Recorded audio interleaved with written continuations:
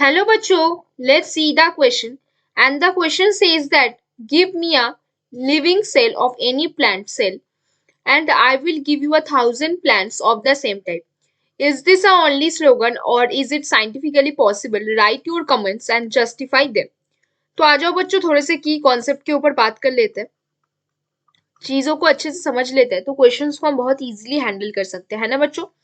तो अगर हम पॉइंट वाइज लिखे तो हम क्या बोलेंगे, it is scientifically possible, it is scientifically possible, कैसे पॉसिबल होगा, scientifically possible through micro propagation process, possible to grow 1,000 plants को ग्रो कराना साइंटिफिकली पॉसिबल है from a single plant. 1,000 plant कहाँ से, from a single living plant, from कहाँ से बच्चों, एक सिंगल लिविंग प्लांट से, है ना, लिविंग प्लांट।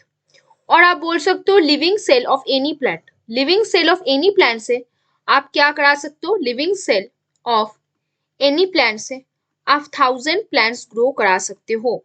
एंड ये प्रोसेस जो है इसको आप क्या बोल सकते हो, this process is known as, this process is known as micro propagation. इस प्रोसेस को आप क्या बोलते हो बच्चों, माइक्रो प्रोपागेशन इसको आप बोलते हो, है ना। तो माइक्रो प्रोपागेशन प्रोसेस के जरिए से एक प्लांट के सेल से, एक लिविंग सेल से आप हजारों प्लांट बना सकते हो, है ना।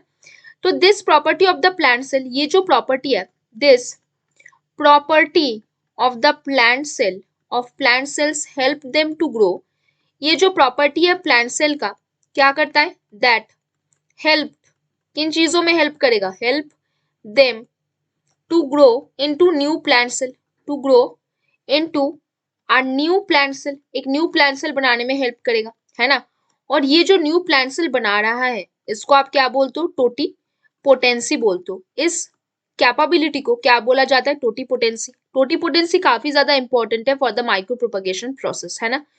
Hence the desirable characters, hence यहाँ पे क्या होते हैं, the desirable characters can be, क्या बोल सकते हो, डिजायरेबल कैरेक्टर्स और जो डिजायरेबल जीन्स है, देखो एक सिंगल सेल से जब हजारों सेल बनाया जाएगा तब वो जीन का कैरेक्टर कांस्टेंट रहेगा। डिजायरेबल जो कैरेक्टर्स होगा are kept constant, desirable characters जो होगा वो यहाँ पे कैसा रहेगा, कांस्टेंट रहेगा फॉर मेनी जनरेशंस, क्योंकि आप एक सिंगल प्लांट से काफी प्लांट बना पा रहे हो, है ना।